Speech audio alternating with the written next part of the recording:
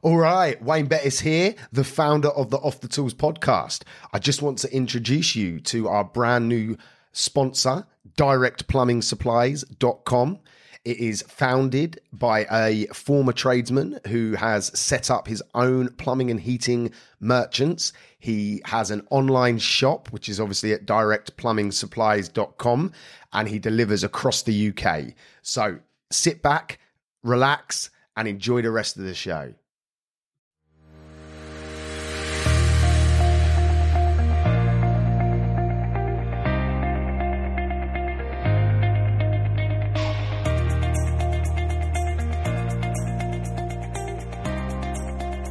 Welcome to this episode of the This Is Wayne podcast. Today is just me ranting on about how I have created a few income streams, and hopefully it may help you guys create an idea that can help you guys bring in some additional income. As in life, anything that is quick and easy generally isn't going to work. So this is not going to be a get rich quick scheme. Everything that I've done has taken time, effort, and a lot of persistence to make it worthwhile. I just wanted to make that very clear from the beginning. I generally don't believe that being a plumber or heating engineer or any trade-based business is ever going to make you financially free. I just don't think it's possible. But what it will do is it will act as a vehicle to make some decent money. And if you use that money correctly, you can pursue different ventures, you can take some risks, and hopefully make some serious money. There's a fact that the average millionaire, on average, has 7 income streams. So, that's a common denominator in all millionaires. So that's worth paying attention to. There's sort of been 5 basic sort of principles that I've used with creating my income streams that I've currently got. And they are: do something that is utilizing your current skill set. So make it similar to what you're currently doing. So you don't have to start from zero. If you can start something that is related to your current business, it's a lot easier. You've got the background knowledge, the connections, the resources to do a lot more.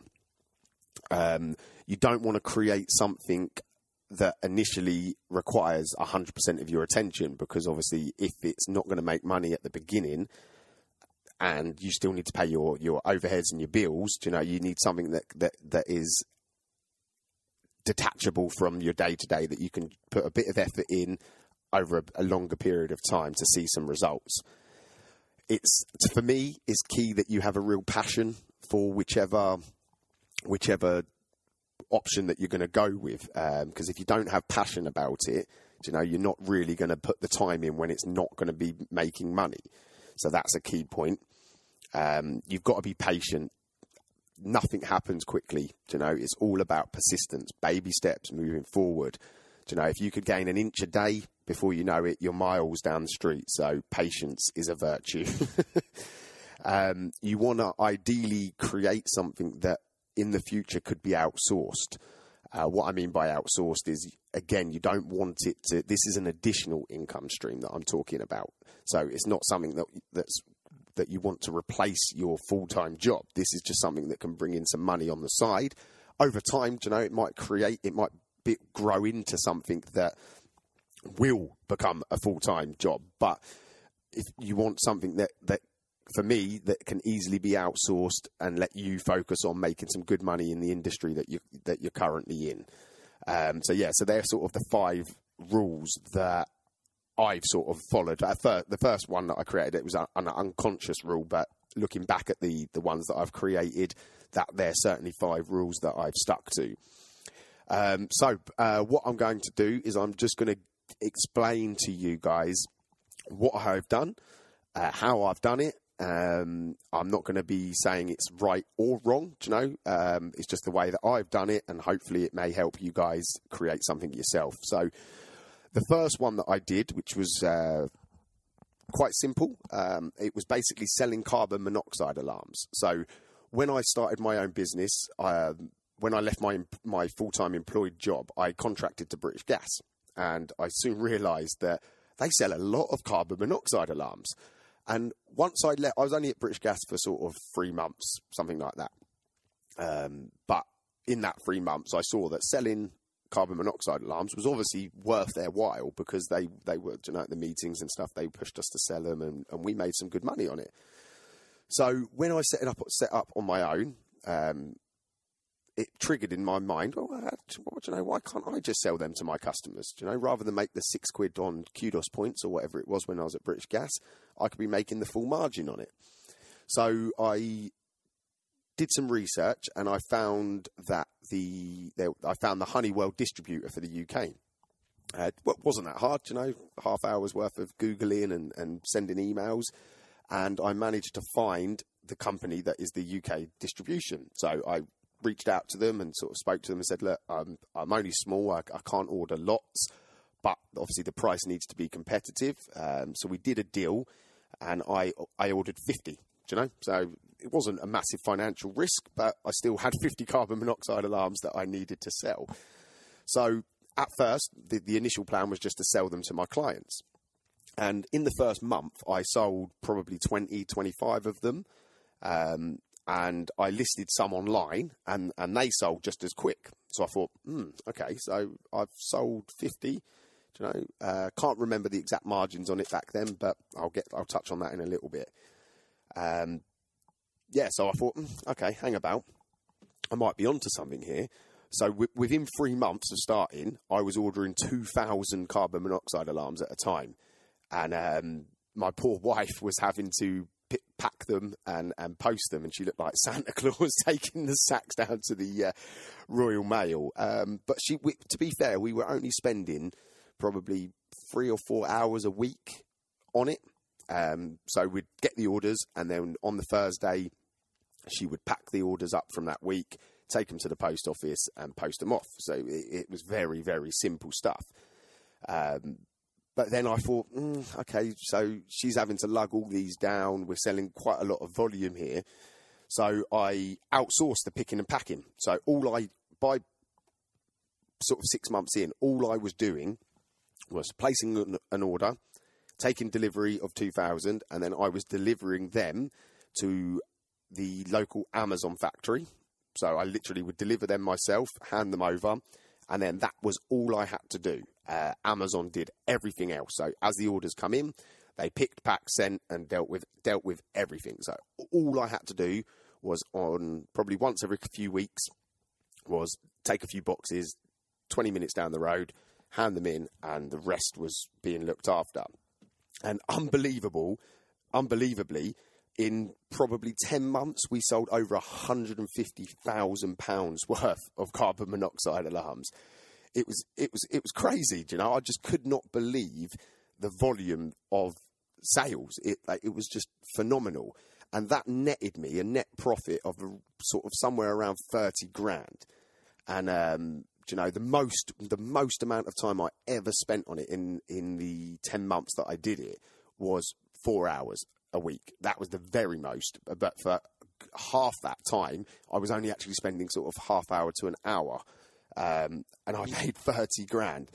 But sadly, I got out-muscled. So Amazon, obviously they were doing it. They ended up selling the item themselves. So they sort of hoodwinked me out, which was a bit of a gutter. But anyway, I still made 30 grand profit.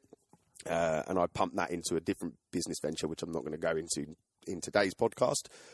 But yeah, so that's from a simple idea. Within 10 months, I made £30,000 for a few hours work a week. It was unbelievable, really.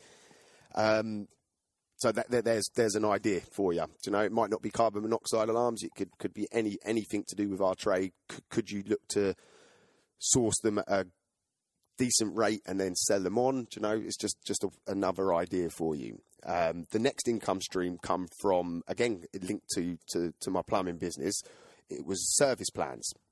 So again, I looked at British Gas and thought, why are they so successful? Why do they make so much money? And service plans are obviously their main source of revenue. So I thought, shit, how am I going to do this? I'm a small company. At that point, I only had a handful of engineers and didn't really know much about anything, really. I was just sort of winging it day by day.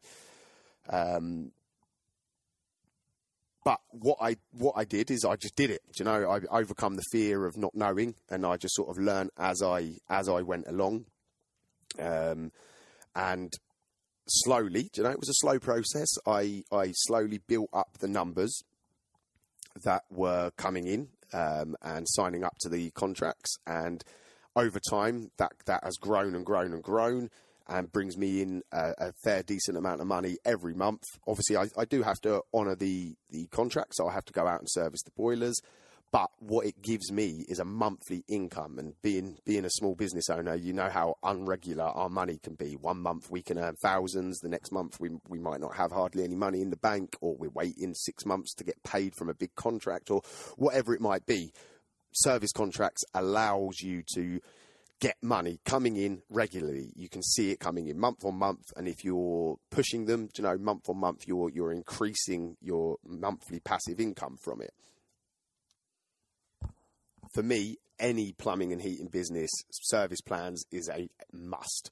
You can do it as simple as just literally a service only plan, so you've got no risk, no exposure to parts or anything like that, and then obviously build on your confidence and develop it into a more comprehensive package. But you'll be in control. You can do it as slowly or as fast as you like, and take as little risk or as much risk as you like.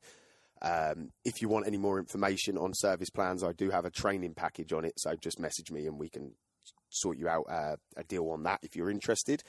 But we're going to move on to my other income stream, which is a bit of a curveball, to be honest. It's definitely a passion, or it was a passion of mine, so that's what led me down that route. So this income stream was basically it is a Facebook page. That is a simple, in simple terms, it's a Facebook page. And at the time, Brexit was the vote to leave was happening, and there was lots and lots of activity online with people talking about the reasons to stay, the reasons to leave. It was a hot topic, and I was passionate about it. So I created a Facebook page. At first, it wasn't intended to be an income stream, but in the back of my mind, I sort of thought, well, potentially, I could leverage this at some point. And over time, it grew and grew and grew. It was ridiculous. So at first, all I was doing was posting memes, posting news stories that were in the Daily Mail or the Telegraph or whatever, just all over the internet. I was sharing it, putting my 2 pennies worth in. And it was just getting bigger and bigger. We were gaining thousands and thousands of likes week on week, and it was just unbelievable. As the page grew, I thought, okay, hang about here. I can make some money here. I've got thousands and thousands of followers. So what I decided to do was create my own website. So I created a very basic WordPress website. Probably took me an hour, 2 hours max. I had Google Ads embedded in there, and what I would do is I would simply see what was hot topic for the day, and I'd write a couple of articles sort of inspired by the mainstream news, post them into my website, and then share them on my Facebook page. And then obviously people would see the story, they'd click on the page, click on the story, and then I would earn revenue from the ads that were surrounding the article. And God, it was making some decent money. 1 month I net profited £5,000 from it. That was the general election month, just after Brexit. So, that wasn't what I was getting every month, but £5,000. And again, I was only doing, I'd say maximum an hour a day's work, putting the content together and then posting it out. And it was bringing in some serious money. What I found with this one, though, was that the stories were getting harder for me to write. I was losing my passion for it to a point. So at that point, I thought, okay, well, I don't want to lose the the income stream. So what can I do to maintain it? So I simply made a deal with another Facebook page that was doing the same. And I decided that I didn't want to be hands-on in it at all. I wanted a totally hands-off approach for two reasons. One, because I didn't want to spend the time on it. And two, I found that the news, reading the news and everything like that, it was just getting me into a negative state. You know, reading all the bad points from both sides of the argument. And so I made the decision that I didn't want to be involved in it, but I didn't want to lose the income stream. So I did a deal with another page. And I set it up so I got a 20% commission from mine and his page. So he would do all the work, post them on his page and post them on my page. And I would just sit back and take a 20% royalty effectively. That's what we've been doing for, over 18 months. And on average, that the commission that I've got has been at least £1,000, I'd say, on average a month. And I literally now do nothing to do with it. I literally simply check the stats. That is all I do, just to check the page is still growing. We're currently at 176,000 likes and followers. So I have access to this big, huge pool of people. And the guy that I've teamed up with simply does the articles, does all the hard work, posts it out. He gets the lion's share, which is fair. He's putting the time and effort in. And to put this into context, he's a 19-year-old. He may have turned 20 this year, actually, so he might be 20. But when we started, he was 19 at university, and he is earning thousands, absolute thousands a month from sitting in his dormitory at university writing articles. And he's not even sourcing the articles himself. All he does is reads the news, picks a story, and then writes it in his own way. So he's not copying it, but he's just using it for inspiration. So he doesn't even leave the house to get the story. And then he presses a few buttons and posts it out, and away it goes across the internet. It's phenomenal. The power that the internet has to make money is just phenomenal, absolutely phenomenal. So they're my free income streams that I've created that have been passive and residual. So I still have the service plans, and I still have the news website. So that is, that pays my mortgage and my basic bills month after month before I've even woken up. It's a phenomenal position to be in, and it's shown me how you can make money. You don't have to work 8 till 6 every day to make money. You can make money leveraging the tools and the angles that you can create in the modern world. So I really, really hope that me explaining to you what I've done and how I've done it so far will inspire you to try and create something yourself. I'll go back to the 5 rules that I have sort of followed in doing it. And I strongly think if you write these rules down, you tick through them, stuff that meets that criteria, you can create something similar. It's not going to happen overnight. You have to be willing to spend a bit of spare time doing the work. You have to do the work now to be able to leverage that work in the future. So them rules were: start off with something similar to your current business, so you can use your skill sets that you already have and leverage that into the new venture. You want something that doesn't require your whole attention all the time, because if that's the case, it's not going to be an additional income. It's going to have to replace your current income. So you need something that can be a bit hands off. Having a passion for something to me is a must, because if you're going to be spending your downtime putting some effort in, you want it to be based around something that is a real passion for you. The 4th one was being patient. So the patience is the biggest thing. When I was doing the Facebook page, my wife kept saying to me, "You're wasting all your time on here. What are you doing? You're not achieving anything. You're not doing anything." And I would argue that I was doing things in 2 aspects. I still am reaching between 4 and 6 million people a month with the content that's created and published through my page. So that alone, you know, that means I was having some influence on the world, which was a good thing. But what I was kept saying to her is that we've got to be patient. It will make money. I'll find a way to make it make money. And she didn't believe me. You know, the family just thought I wasted my time doing it. But now, you know, like I say, I've already told you how much it makes. And now I'm reaping the benefits. You know, I don't have to get up every morning thinking, how am I paying my mortgage? Because it's paid. You know, I don't have to think about how I'm going to cover my council tax and gas and electric, because it's paid from my income streams. So being patient, I cannot stress that one enough. Spend a small amount of time every day or every week, whatever you want to do, and over time that will compound and compound and compound. And then the fifth one was the ability to outsource. So unless you want a total career change, then obviously then it doesn't need to be able to be outsourced. You can move into it and do it day to day. But for me, this was all about creating additional income.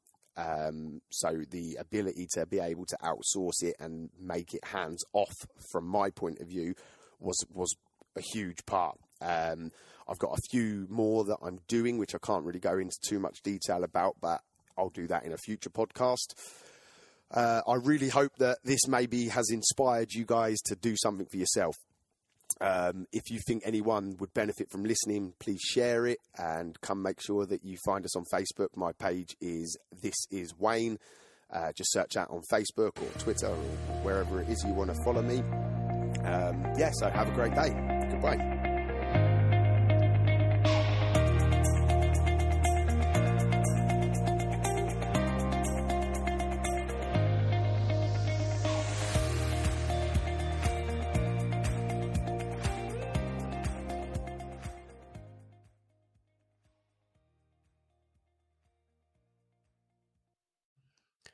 I really hope you enjoyed the show. I just wanted to pull it out there for anyone listening that I offer business coaching, but also life coaching. My life is centered around something called the 3Bs, which stands for body, business, and balance. When you work with me as a coach, we tackle all three aspects of life. So you as an individual, body, mindset, health, fitness, knowledge, education. Business B obviously stands for your business, improving, maximizing opportunities, elevating, making more money. And balance stands for your friends, family, loved ones, you know, making time for everything in your life. And the 3Bs is the core element to that. If you'd like to learn more, I would ask you to reach out to me on Facebook, Instagram, TikTok, wherever you might be consuming my information. Or you can email me directly at wayne@offthetools.co.uk. I'm here waiting to assist you to elevate across all aspects of life. Have a good one. No excuses. Let's go.